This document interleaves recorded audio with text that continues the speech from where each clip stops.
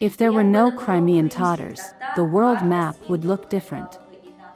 What role did the Crimean Tatars play in the famous events of the past, and how did they influence them? Watch the new video blog, Moments of History, Events, to find out. The winged hussars, an elite unit of the Polish-Lithuanian Commonwealth, have become a real visiting card of the state. However, few people know that the Crimean Khanate, neighboring the Polish-Lithuanian Commonwealth, also had a unit of askers or warriors whose ammunition included wings of the same kind.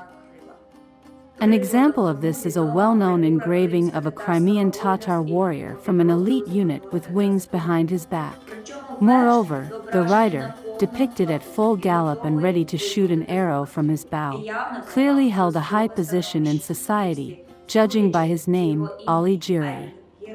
In other words, he was one of the princes of the Jiri dynasty of the Crimean Khans. This is how the artist saw him during the famous Battle of Vienna in 1683. So where and when did this strange military fashion for wings appear? Who was it really borrowed from? For one thing, these wings were not the know-how of either the Poles or the Crimean Tatars. However, both Poles and Crimeans used literally the same design. The material used was eagle, falcon, crane, and even ostrich feathers. As a rule, they were attached either to a wooden frame or to a metal tube 110 to 170 centimeters long.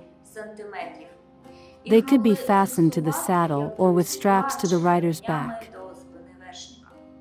How effective the wings were and what important function they performed is another question. But the Polish-Lithuanian army sometimes had a terrifying effect on the enemy, especially when the movement of the wings produced a characteristic sound. It can be assumed that the first time the winged askers were seen in the army of the Crimean Khanate was when the Polish king Stefan Batory. He liked the idea, and he decided to use it on his troops.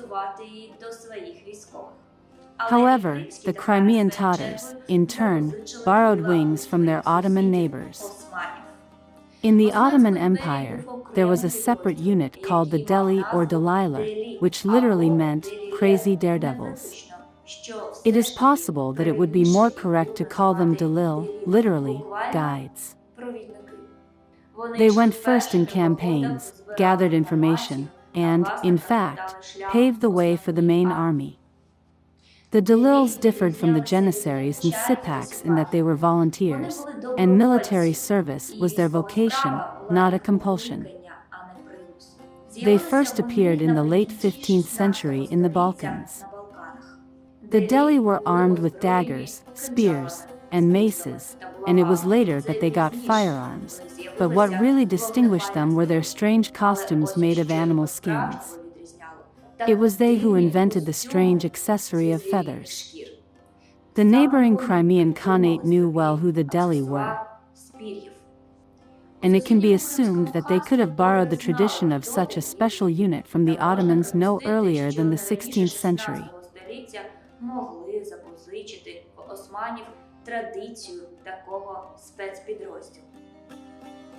Later, the fashion for wings was adopted by the Magyars and then by the Poles. That's how the winged hussars and winged askers appeared.